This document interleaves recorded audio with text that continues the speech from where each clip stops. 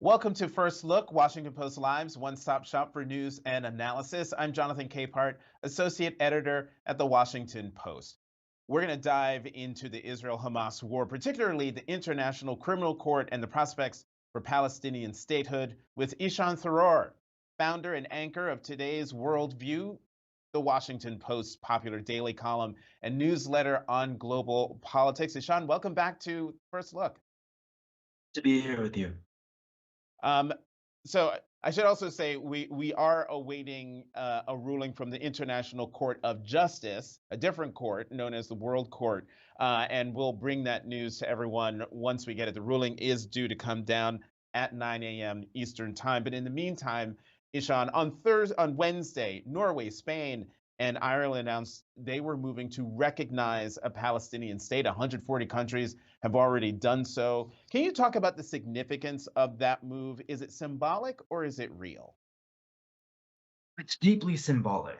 As you said, more than 140 countries already recognize a Palestinian state. That's the majority of the world. The majority of the UN General Assembly already recognizes Palestine. But what has that done for actually achieving a viable, meaningful, real Palestinian state on the ground? But I spoke to the Spanish foreign minister a few weeks ago prior to this. They've been kind of telegraphing this move for quite some time. What they believe is that it's precisely because the situation on the ground is so bleak, given the war in Gaza, given the tensions in the West Bank, the ways in which most of the Israeli political establishment at this point rejects out of hand talk of Palestinian statehood. They believe that the only avenue for pushing for Palestinian self-determination is in bodies like the United Nations, is through these kind of symbolic gestures that precede the facts on the ground. Is it likely that more European countries will follow Spain, Ireland, and Norway? It's the possibility. There are a few other smaller countries that are in play. We believe Slovenia, Malta may come in. The Spanish foreign minister, when I spoke to him, believes that this ruling is going to really steer the conversation in Europe in the months to come, especially if the conflict and the situation gets worse. There's also a parallel conversation in Europe about upping the political pressure through other means on Israel, including sanctions on certain Israeli entities operating in the West Bank. So this is part of a broader tone shift that we're seeing in the West, and could be defining in ways that we don't even know in the years to come. All right, let's talk about the International Criminal Court and help me understand, because I was under the impression that they had already issued arrest warrants for three Hamas leaders, as well as Israel's defense minister and Prime Minister Benjamin Netanyahu. But upon further reading, there was a recommendation to issue arrest warrants, and then they have to vote on that. Bring us up to speed on, well, first, before we get into the potential charges, what exactly is the International Criminal Court and the power it holds? All right, so we've talked about these two major courts. They're both based in The Hague. There's the International Court of Justice, which has existed basically as long as the United Nations has existed. It's the UN's top court. It's where states arbitrate against each other. And then there is the International Criminal Court, which is a much more recent development. It was founded basically in 2001 after a major conference in the late 90s, which looks at criminal culpability among individuals. And in practice, it only has 124 signatories, not including the United States, not including Israel, not including Russia. But including, interestingly, Palestine, which is why the Israelis have been brought into this. And it deals with individuals. And historically, in the last 2 decades, the ICC has been a place that really pursues strongmen, tyrants, from countries mostly outside of the West or not in the West's favor. So what was so stunning about this news, and they've not ordered warrants. The prosecutor of the ICC, the chief prosecutor, Karim Khan, has applied for the issuance of arrest warrants, and that is something that will be determined by a pretrial chamber of judges within the ICC, and there's an indefinite sense of, we don't know exactly when they will make that decision. And if they do make that decision, if they do decide to go ahead and issue these warrants, both for those three leaders of Hamas and for Israeli Prime Minister Benjamin Netanyahu and Defense Minister Yoav Gallant. It'll be a pretty landmark moment because it'll be marked principally the first time an official from a Western-backed democracy has been put in the dock or has faced this kind of legal pressure from the ICC. So, Ishan, you are so efficient. You took care of three additional questions that I had with that answer. So you mentioned the fact that the United States is not a signatory of the International Criminal Court, and Anne has called the ICC prosecutor's decision, quote, shameful. Meanwhile, France, which is a signatory, um, said that it supports the ICC, its independence in the fight against impunity in all situations. I bring that up because with the United States saying what the prosecutor wants to do is shameful vis-a-vis Israel and Benjamin Netanyahu, the United States has supported the ICC's work in Ukraine and the measure it's taken against Putin. And I think this gets to something you were mentioning a moment ago. I'm wondering, does this inconsistency hurt American credibility around the world, and could it even hurt America's efforts to sustain international support for Ukraine? I think, there are a lot of legal experts who would suggest that it does. Uh, we either have an international rule, we either have an international rules-based order or we don't. The U.S. really celebrated the ICC's push to investigate Russia for its crimes in Ukraine. It boosted funding to the ICC on the back of that, and now you have a conversation in the Senate. Now that the ICC is looking at a very close U.S. friend, you have a conversation in the Senate where they're talking once more about slapping sanctions back on the ICC and key officials who operate within the ICC. What's interesting about the backlash to this news is that you don't really hear U.S. lawmakers or even the Biden administration challenging the ICC prosecutor on the merits of the particular case, right?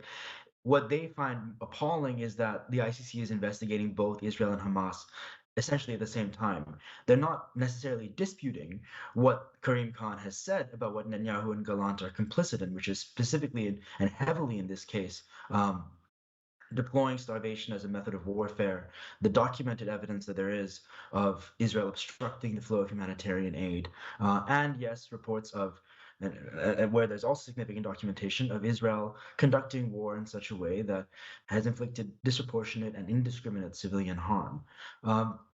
And the thing for the Biden administration is that privately, most officials you talk to acknowledge the reality of all these things. The U.S. has been pushing Israel for months on humanitarian aid and desperately trying to get Netanyahu to play ball with them on various issues. It created a floating pier to Gaza that no humanitarian organization feels like isn't particularly necessary or particularly helpful, but just as a way to do something as Israel stymies the flow on the land crossings. And now that we have this push into Rafah, the southernmost city in Gaza, where Israel has shut off the most important crossing and essentially collapsed the main node of the main hub for humanitarian aid distribution in Gaza, the crisis has gone even worse.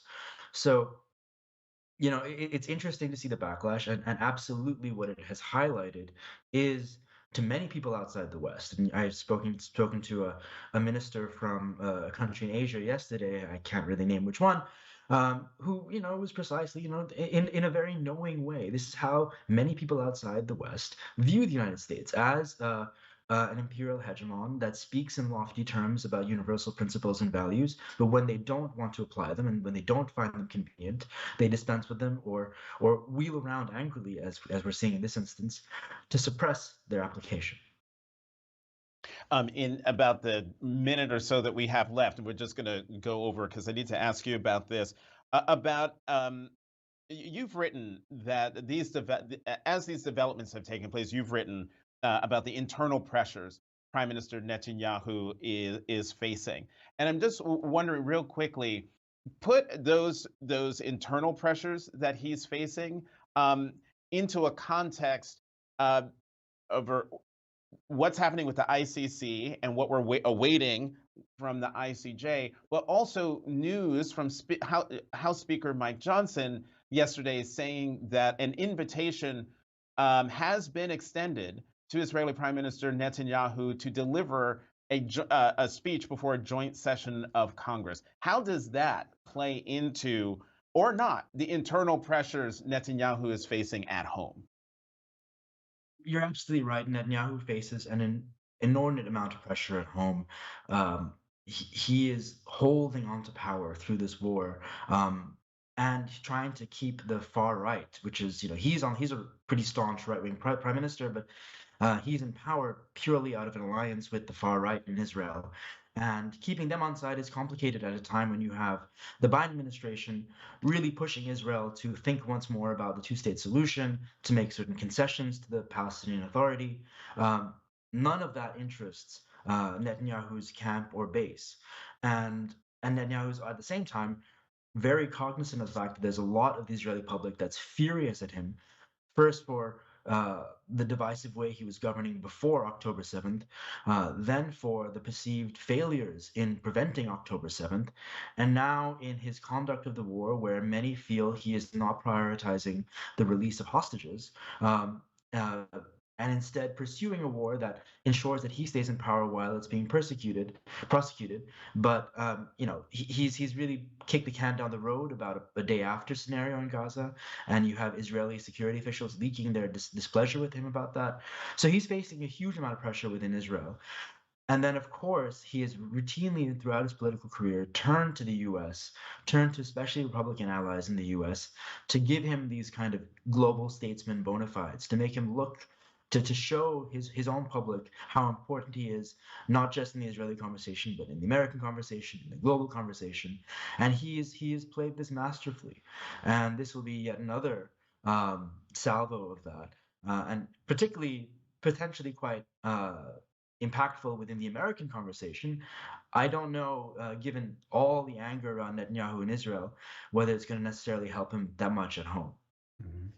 All right, Ishan Tharoor, founder and anchor of the Washington Post newsletter, Today's World View. Thank you very much for coming back to First Look. Have a good weekend. My pleasure. Take care.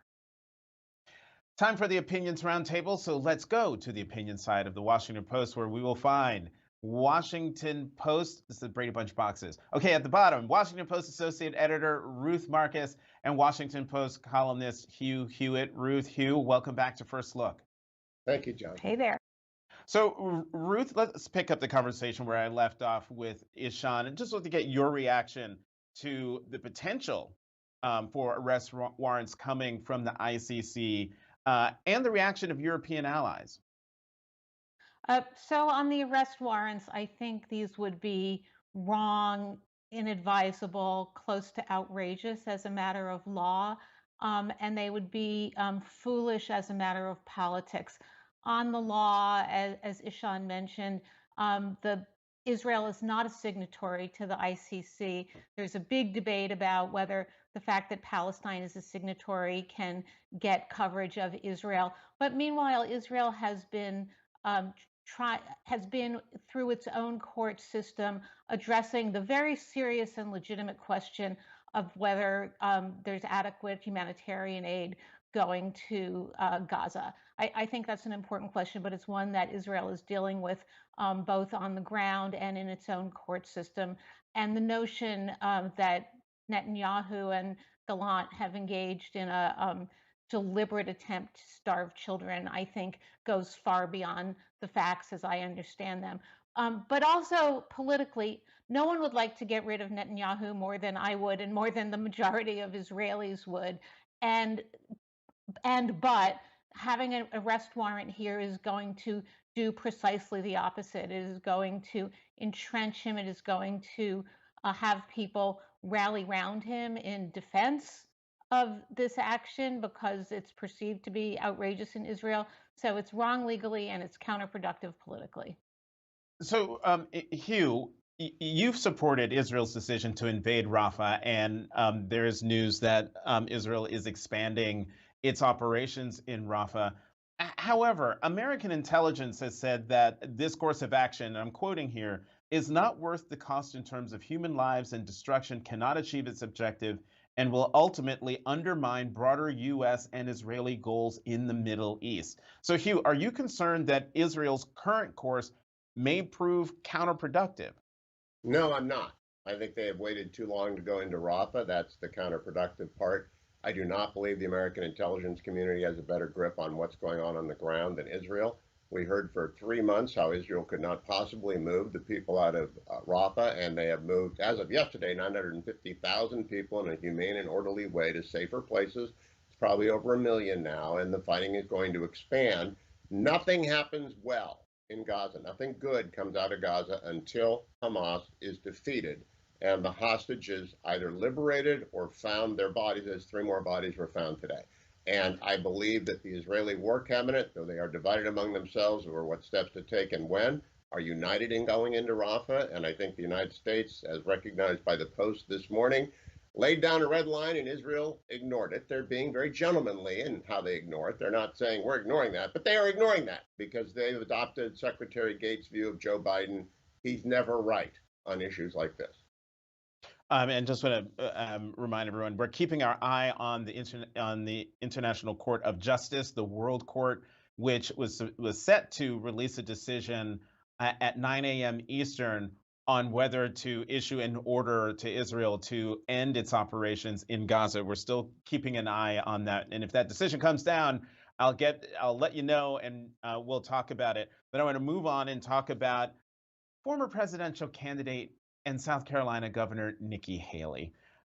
She announced on Wednesday that she will vote for Donald Trump. It wasn't exactly a ringing endorsement. Let's take a look.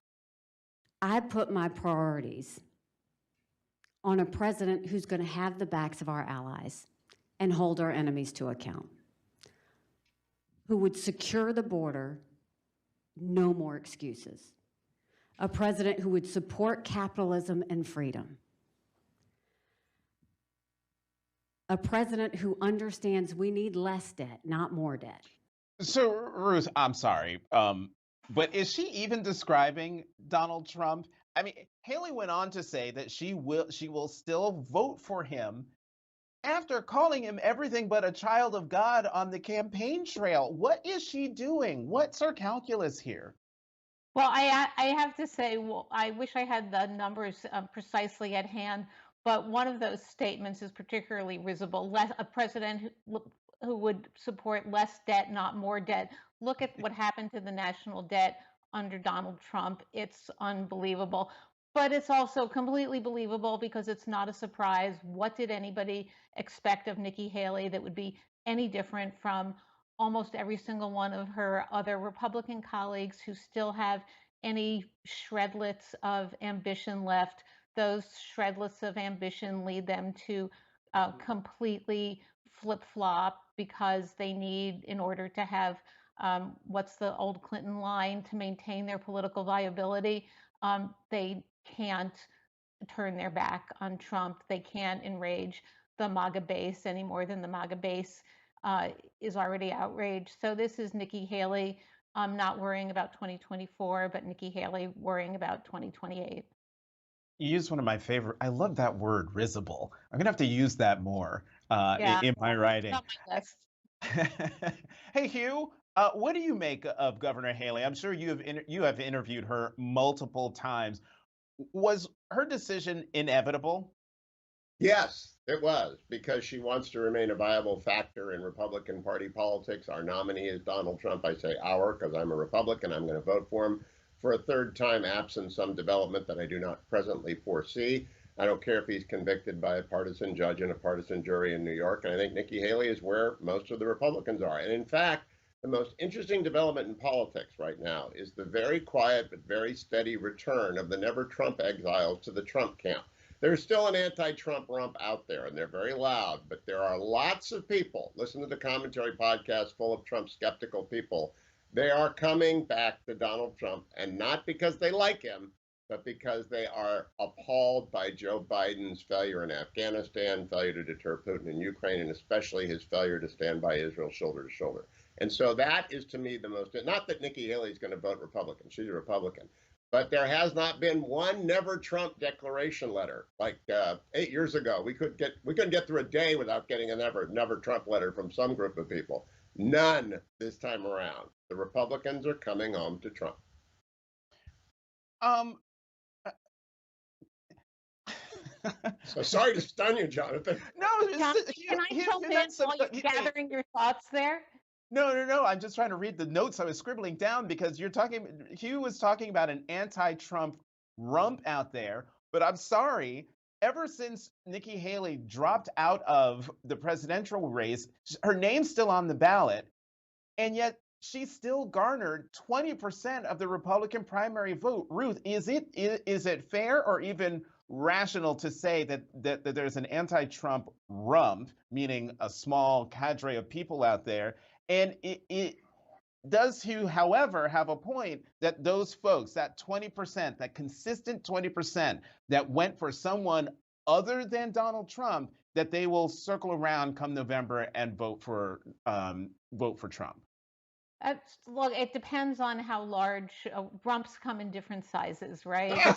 There's sorry for that. Get it together, Jonathan. There is going to be a core of people who are going to be never Trumpers. It's amazing that after however many years we've endured of Trump, that core is not larger. So some of the Republicans are going to come home and come for Trump and hold their nose despite everything they know. Democrats are going to do the same. Many Democrats who are not thrilled with the prospect of reelecting President Biden are going to do the same. The thing that I find most fascinating in all of this, and maybe Hugh can elucidate this more, is this fevered, overblown notion that Joe Biden is somehow a disaster, a catastrophe. I think it was Mike Pence, but it was maybe somebody else who called it national suicide to support him. And that is just his economy is good.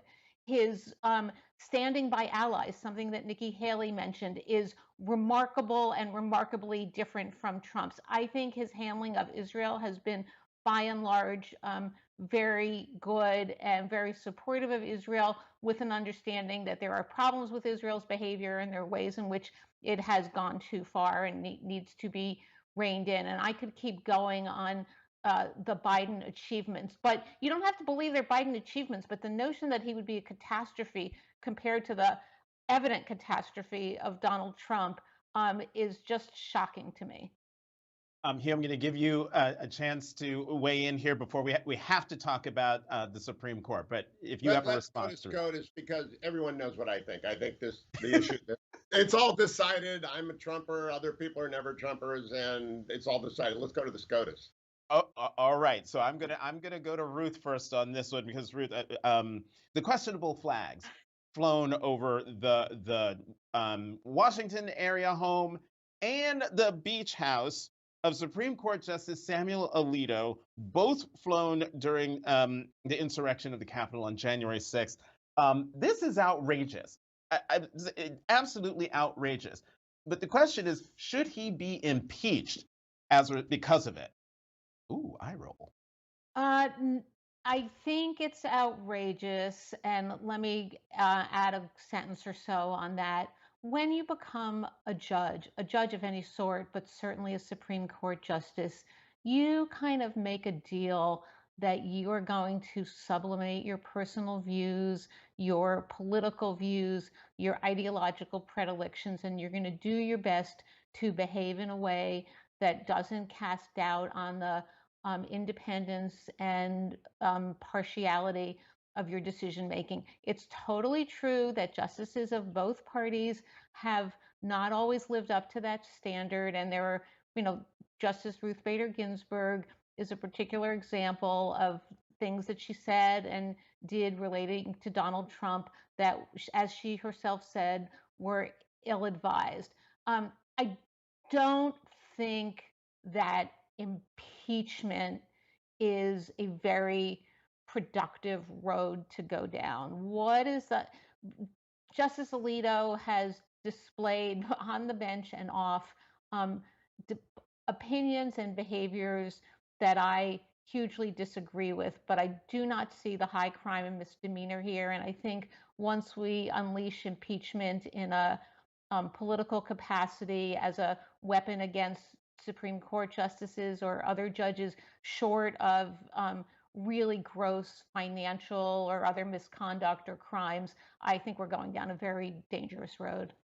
And Hugh, would love to get your view on this, especially since key Republicans have criticized Justice Alito, if mildly. You had Senator John Thune saying, quote, "I don't know how you explain that." Senator Lindsey Graham called it a mistake, saying it creates a bad image. Senator Mitt Romney saying, quote, "It's very unfortunate and we ought to take a look at it."